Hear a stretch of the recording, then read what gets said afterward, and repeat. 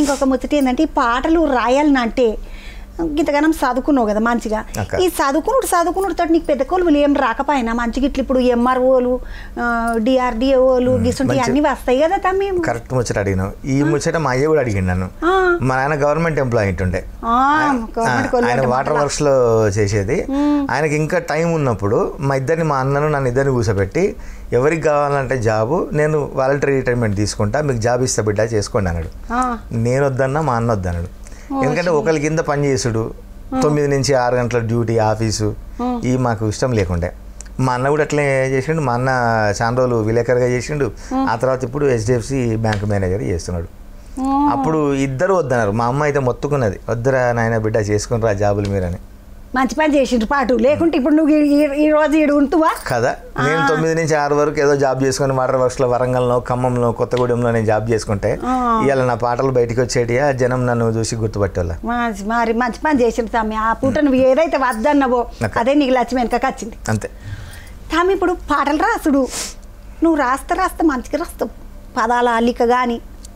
ఇప్పుడు అంటే మా పాటలోనే ఉంటాయి అంటే తెలంగాణ పాటలు అని కాదు. ఇప్పుడు నువ్వు వేరే పాటలు ఇట్లా అన్ని రాస్తున్నావు, మంచి పాటలన్నీ రాస్తున్నావు. అంటే ఇప్పుడు మనం వెనకటికి నేటి పాటలన్నీ వస్తున్నాయి, పెద్ద వాళ్ళకు రాస్తున్నావు. ఈ రాసేటప్పుడు అంటారు రచయితలు అంటావు ఏడు కనబోయి కూర్చొని ఆకులను చూసుకుంటా, ఆలములను చూసుకుంటా, నీళ్ళని చూసుకుంటా రాస్తారంట. నువ్వు ఎవరికి పోతావు? ఆడిపోనాక మా ఇంట్లో కూర్చుంటా మంచిగా, మా ఇంట్లో కూర్చొని రాస్తా నేను.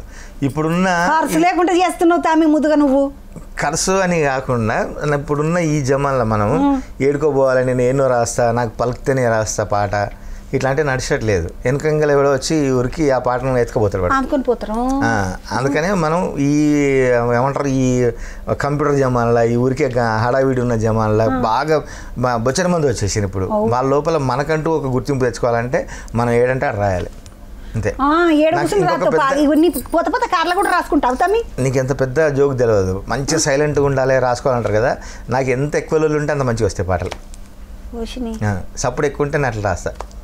అది కాకుండా నాకు మళ్ళీ చీకటి అంటే భయం. నాకు మంచిగా వెళ్తురు కావాలి, ఇట్లా వెంటిలేషన్ మస్తు ఉండాలి. అలా కూర్చుంటేనే అప్పుడు మైండ్ ఓపెన్ అయితే రాసుకుంటా. అందుకనే వెనక ఇట్లా మాకు ఇప్పుడు ఉన్న ఇంట్లో పెద్ద పొడుగు బాల్కనీ ఉంది, అలా కూర్చొని రాసుకుంటా మంచిగా నిమ్మడంగా అంతే. ఇప్పుడు పాటలు రాస్తుంటే కొంతమంది కంట చాయ్ తాగాలని అనిపిస్తుంది అంట. పెద్ద రచయితలు అంట మన దాకుంటూ రాస్తుంటారంట. ఇప్పుడు వెనకటోళ్ళు, నాకు వాళ్ళ పేర్లు ఎందుకు నేను చెప్పగాని పెద్ద రచయితలు అందరూ అంటే నువ్వేమన్నా దాక్కుంటూ రాస్తావా లేకుంటే తినుకుంటూ రాస్తావా బఠానీ. ఇప్పుడు నా అసంటిది ఉంటుంది. నాకు బఠానీలు బుక్కుడు అంటే మస్తు ఇష్టం తామి. ఉడకబెట్టిన పల్లీలు, మాక బుట్టలు, రేగు బాండ్లు ఇవి నేను ఏవిటిని ఇడవా. పోతా ఆఖరికి అల్లనేరేడు పండుతో సహా అన్ని వేస్తూనే ఉంటా. మనం చూసిన అల్లనేరేడు పండు ఇచ్చినట్టుగా విజయ్ సేతుపతికి నీకు కూడా వాటికొచ్చిన పాట అల్లనేరేడు పండు కాదు కానీ నీకు వేరేది వాటికొచ్చిన. అవునా? పనాయి అంటారు మాకు. పనైనాక కాదు, నేను చిన్నప్పుడు మన ఆయన అంటుండే పనాయి అంటుండే. పనాయా అంటే ఏదో నీకు గిఫ్ట్ తెచ్చిన అంటుండే, బిడ్డకి పని చేయ బిడ్డ నీకు పనాయి ఉంది అంటుండే.